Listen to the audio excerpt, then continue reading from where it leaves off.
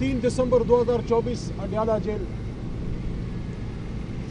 मोहब्बत गोलियों से बो रहे हो, वतन का चेहरा खून से धो रहे हो। गुमा तुमको कि रास्ता कट रहा है, यकीन मुझको कि मंजिल खो रहे हो। कुछ लोग, कुछ पाकिस्तानी नौजवान पाकिस्तान की मोहब्बत से सरशार अपने मुल्क के दारुल हुकूमत इस्लामाबाद इस उम्मीद, इस मान के साथ आए कि वहाँ उनको सुना जाएगा, उनकी बात सुनी जाएगी, वहाँ उनके अपने हैं, वहाँ उन जैसे हैं, वहाँ उनके हमदर्द हैं। अगर हमदर्द नहीं है तो कम अज़ कम बात सुनने की हिम्मत और हौसला रखते होंगे। उनको क्या पता था कि ना सिर्फ उनकी जान जाएगी बल्कि उनका मान भी टूटेगा। लोग कहते हैं 100 हैं शुहदा, कोई कहता है 150 हैं, किसी ने 250 की फिगर दी। हमारी जमात ने 12 की फिगर अभी तक दी है, बाकी डिटेल्स आती हैं तो इसमें उसको फिर अपडेट भी किया जाएगा। अली मोहम्मद का सवाल बतौर पाकिस्तानी ये है कि एक भी क्यों है, एक भी शहीद क्यों है, एक भी गोली क्यों चली? क्या पाकिस्तान के बनने के 77 साल बाद पाकिस्तान के दारुल हुकूमत में इस्लामाबाद में अपने हकूक के लिए, जायज हकूक के लिए आने वाले लोगों पे गोली चलाई जाएगी? शर्म आनी चाहिए उन हुकूमती वज़रा को और उन ताकतवर लोगों को जो अपने आप को जमीन का खुदा समझते हैं। शुहदा का मजाक ना उड़ाएं, और दोनों तरफ के शुहदा हमारे ही शुहदा हैं। ऐसा नहीं है कि तहरीक इंसाफ सिर्फ अपने कारकुनान या आम पाकिस्तानियों की बात करती है, हम उन पुलिस वालों और रेंजर्स को भी ऑन करते हैं, वो भी हमारे ही शहीद हैं। लेकिन सवाल फिर वही उठता है कि गोली क्यों चली? हम तो पुरअमन थे, हमारे मुजाहिरीन जो आए थे वो तो पुरअमन थे, वो तो यहाँ आके अपने नुकात रखना चाहते थे, उस पे हुकूमत अमल करे ना करे, बेशक तीनों के तीनों नुकात को रद्द करते, लेकिन ये हक तो आप आम पाकिस्तानियों को दे कि वो आए और अपनी बात करें। और नुकात क्या थे? नुकात ये थे कि हमारे लीडर इमरान खान साहब को रिहा कीजिए, जो हमारा सिर्फ नहीं पूरी कौम का और उम्मत का एक बड़ा लीडर है। उनको रिहा किया जाए, असीरान को रिहा किया जाए। क्या ये कोई गैर कानूनी मुतालबा है? दूसरा मुतालबा ये था कि आईन और कानून की हुक्मरानी हो। क्या पाकिस्तान में अब आईन और कानून की हुक्मरानी की इस्तदा करना, मुतालबा करना क्या जुर्म बन गया? जो आईन और कानून पे अमल करने की बात करेगा क्या उसको खामोश कर दिया जाएगा? और तीसरा मुतालबा था कि हमें हमारा मैंडेट वापस किया जाए। क्या ये पाकिस्तानी अवाम का हक नहीं है कि 8 फरवरी को जो जोक दर जोक निकले और उन्होंने वोट डाला असीर अडयाला कैदी नंबर 804 के नाम पे पाकिस्तान की खातिर, वो अवाम आज अपने वोट की तरफगार है कि हमारा वोट किधर गया, हमें हमारा मैंडेट वापस करो। तो ये 3 मुतालबात थे और इन 3 मुतालबात का जवाब लाशों की सूरत में तहरीक इंसाफ को दिया गया। हम मुतालबा करते हैं सुप्रीम कोर्ट जहां मौजूद है वहां उन गोलियों की तड़तड़ाहट सुनी गई होगी, वहां भी वो चीखों पुकार पहुंची होगी जो जख्मी बदनों ने आसमान की तरफ देखकर वो सदा लगाई थी। कभी तारीख में हमने नहीं देखा कि एक शख्स जामे शहादत नोश करते हुए अपने लीडर का नाम खून से कैदी नंबर 804 लिख रहा है। कोई आपको एहसास है आप क्या कर रहे हैं? कोई आपको एहसास है कि कौम किस तरफ खड़ी हो गई है?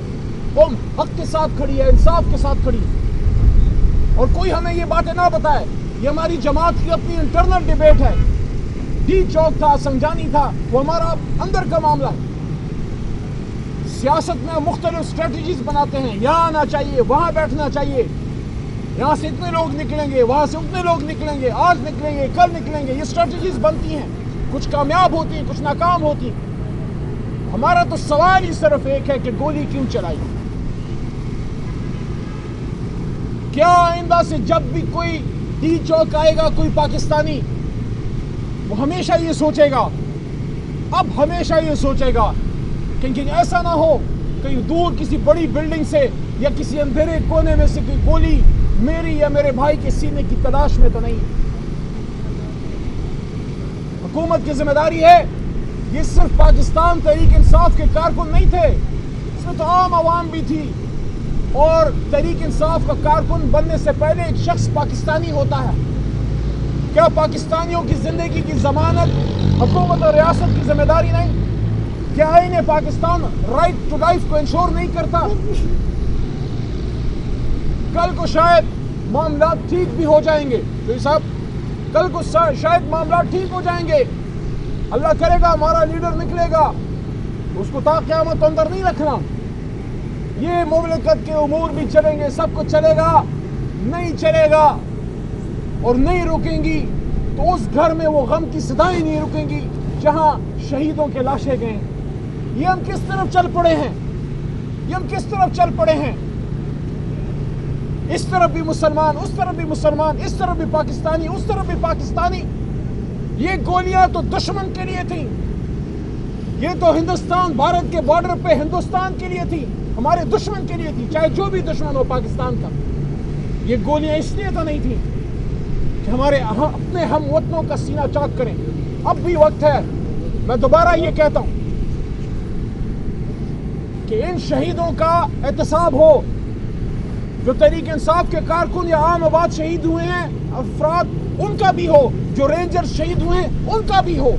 جتنا ہم اپنے کارکنان کی شہادتوں کا استفسار کرتے ہیں کہ جوڈیشل کمیشن بنے، ہم کہتے ہیں اس جوڈیشل کمیشن کے پرویو میں جو رینجرز یا پولیس والے جو شہید ہوئے ہیں ان کی بھی انویسٹیگیشن اس میں ڈالیں.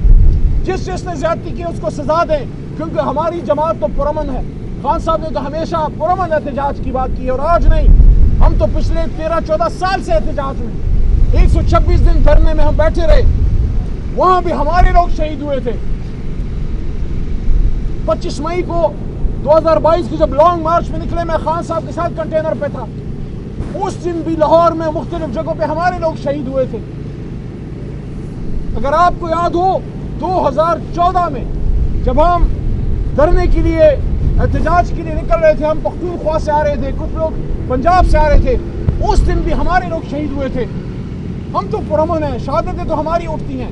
اس لیے دوبارہ یہ ڈیمانڈ ہے، ان شہیدوں کے ان لاشوں کو آپ صرف افراد نہ گنیں کہ آئے تھے ختم ہو گئے، کوئی بھول جائے گا. ہم نہیں بھولیں گے. آج بھی یہ قوم متلاشی ہے انصاف کی، 12 مئی کے انصاف کی جو کراچی میں ہوا تھا، ثانیہ باولپور کے انصاف کی. آج بھی یہ قوم متلاشی ہے ہر اس ظلم کی جو اس ملک میں ہوا ہے، اور آج نہیں تو کل انصاف تو ہوگا. عمران خان صاحب کی رہائی اس وقت اس تمام معاملے کے حل کے لیے جادو کی چابی کی کنجی ہے. عمران خان صاحب کی جب تک رہائی نہیں ہوتی یہ مسائل حل ہو ہی نہیں سکتے. عمران خان صاحب کے پیچھے پوری قوم کھڑی ہے، اور خان صاحب نے بارہا یہ بات کی ہے کہ وہ باہر نکل کے انتقام تو نہیں لیں گے، وہ انتقام لینے تو نہیں آ رہے. ہاں یہ بات کرتے تھے کہ جس نے زیادتی کی ہے وہ عدالت میں اپنا جواب دے گا. ہم آج بھی یہ کہتے ہیں، جس نے ظلم کیا ہے وہ عدالت میں اپنا جواب دے گا. ہم سیاسی انتقام نہیں لیں گے، لیکن جن لوگوں کی شہادتیں ہوئی ہیں ان کے لواحقین تو انصاف چاہتے ہیں نا. اور تیسری اور آخری بات، عمران خان صاحب کو بہت دکھ ہے ان شہادتوں کا، اور اپنی جماعت کی لیڈرشپ اور کارکنان کو ہدایات ہیں کہ جہاں جہاں ہو سکتا ہے آپ ان کا خیال رکھیے. اسپتال جائیے، ان کا پوچھیے، شہیدوں کے گھروں میں جائیے. ہماری لیڈرشپ جا رہی ہے، مزید بھی اب جائیں گے، لیکن ہم نے ان خاندانوں کا خیال رکھنا ہے جن کے ساتھ یہ سارا کچھ ہوا ہے.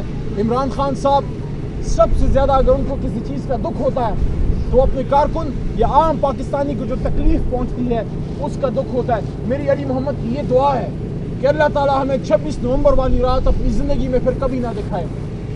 یہ پاکستان تو امن کا قلعہ تھا، یہ تو مظلوموں کے لیے ایک ایسا قلعہ ہونا تھا جہاں مظلوم کی اصطلاح سنی جائے گی. ہمیں نہیں اندازہ تھا کہ یہاں ایسا ہوگا. میں نے اس لیے یہ بات کی تھی اور آج یہاں میڈیا پہ دوبارہ کر رہا ہوں کہ نہ صرف ان شہیدوں کے بدن سے روحیں نکلیں بلکہ ان کا مان بھی ٹوٹا. ان کو یہ یقین تھا کہ ہمیں گرفتار تو کر لیا جائے گا, ہم پہ لاٹھی چارج تو ہو سکتا ہے, ہم پہ آنسو گیس تو چل سکتی ہے, ہمیں گولی نہیں ماری جائے گی. ان کا یقین ٹوٹا ہے, اس یقین کو بحال کیجیے.